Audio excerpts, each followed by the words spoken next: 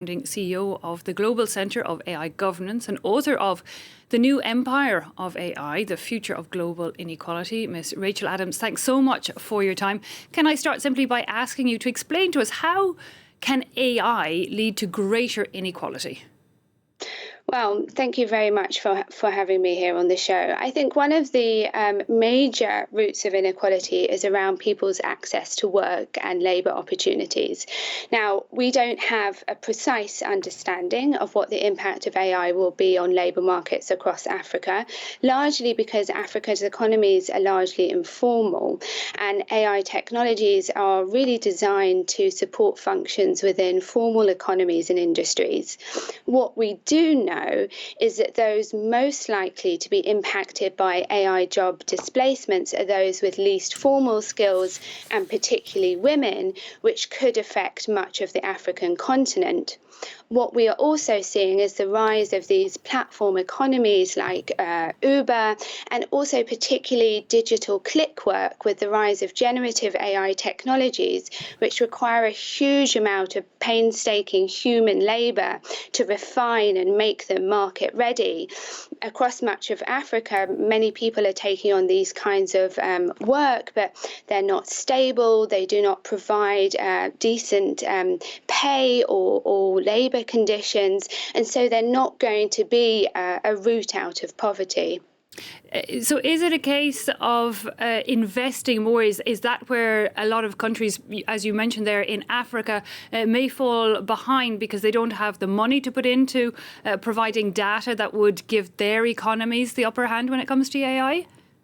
Yes, I think that's particularly important. We've seen that AI is extremely costly to produce. Even the new DeepSeek revelation, it wasn't that they didn't have millions in order to create those new innovations.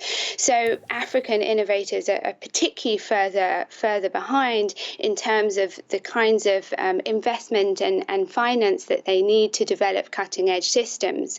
So what we're looking for is African governments to put in place enabling policies that will help local innovators to flourish and disrupt some of the market concentration of big tech that's particularly dominant across much of the African continent.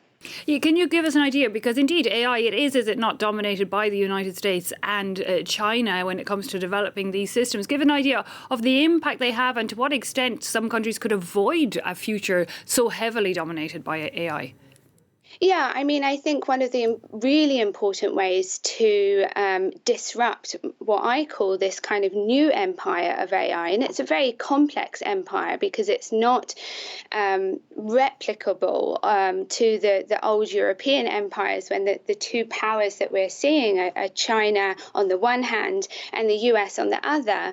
But part of the way that we can counter this is really investing in local innovators who can develop, or they tend to have a much deeper understanding of their communities that they're trying to serve and the challenges that they're trying to solve for, and really kind of develop solutions that help solve the intractable challenges rather than just help line the pockets of tech billionaires.